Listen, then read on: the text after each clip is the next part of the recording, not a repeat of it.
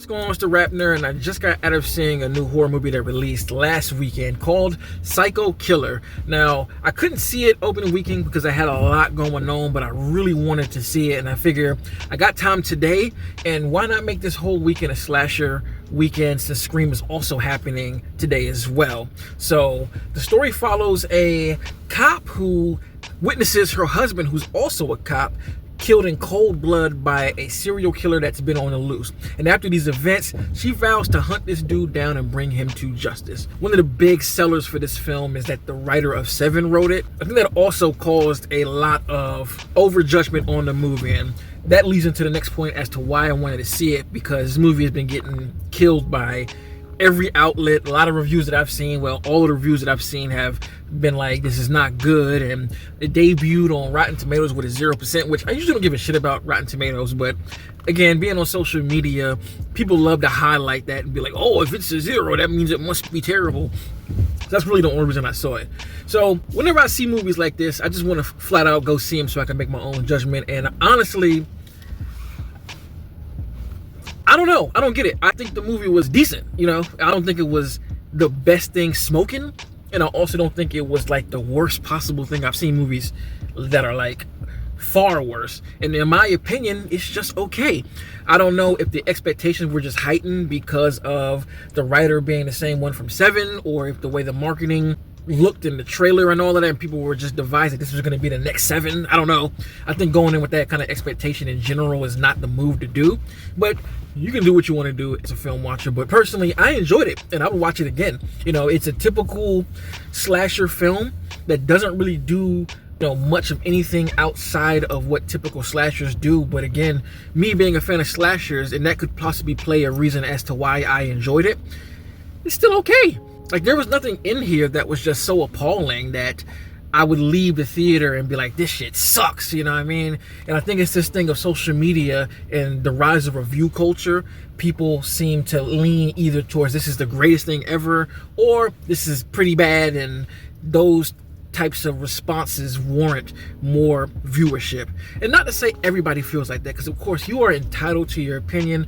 I don't ever want to shoot anybody down, but again, the extremist comments and reviews and responses always make my eyebrow raise, because I've seen this game before a while ago that are just annihilated, and it's just like I don't see the big issue with this. And I say all this to say, if you are a fan of movies, go see stuff on your own.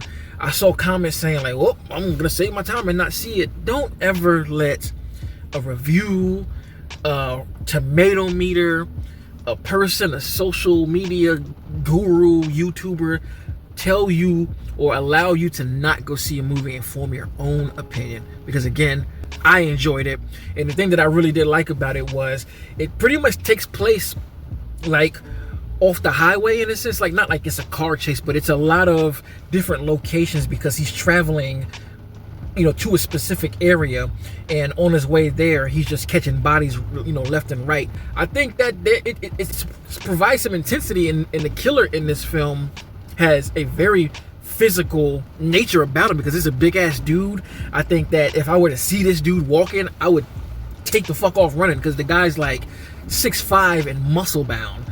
Kind of like Rob Zombie's Michael Myers, how big that dude was. This is kind of the same thing. So it brought a sense of realism to all of the things that he was doing, because you totally buy that he's doing shit that he's doing. I mean, he threw a dude out of a window and just can see like, okay, he actually can do that. I also liked his voice. It's over the top in my opinion, but it just adds a strange flavor to the movie and to the slasher, because typically most slashers don't really talk, and this dude is having conversations with people, making phone calls and all types of stuff. So it just added an interesting twist to what a typical serial killer movie would be. And speaking on the killer, I really like this mask. It kind of reminded me of, I think, Johnny in A Violent Nature, with these big weird type of goggle looking eyes on the mask. I thought that was very effective, and I thought the overall vibe of it was pretty strange, and I think it fit what they were going for with this killer being a Satanist.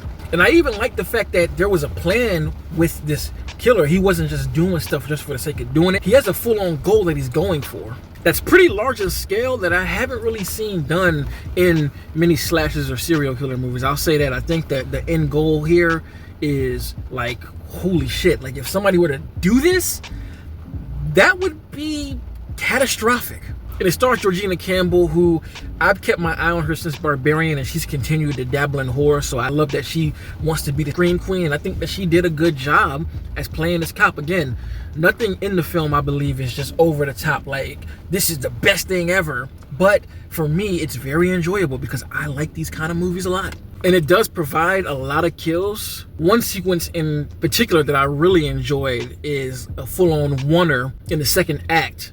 I think the way that it was executed was done really well, and it's edited in a way to really make you feel each, kill. And again, these aren't kills that you've not seen before, or like even creative ones. It's just more so leaning on the fact of this guy's physicality to sell the realism of how damaging he could be. So overall, it's a fun time for me. Hope that they release some type of steelbook for it, or even a slipcase with good art. There's a really dope poster that I like, and I'm gonna put it here as I usually do. I would love that as a slip or a steelbook. And this is gonna be added to my winter horror list that I watch during the winter season. So by all means, if you're interested, go peep it. If not, wait till streaming. And if you don't like it, that's cool as well. Again, my whole channel is here to provide perspective, and I'm not trying to change mine. So let me know in the comments again what you thought about the film, if you've seen it, and do you plan on seeing it? And if you like this kind of content, make sure to like and subscribe. And if you already are subscribed, thank you. Until next time, peace. RapNerd Productions, no capping, that's word to mommy. Instead of banking on it, now rapping is just a hobby.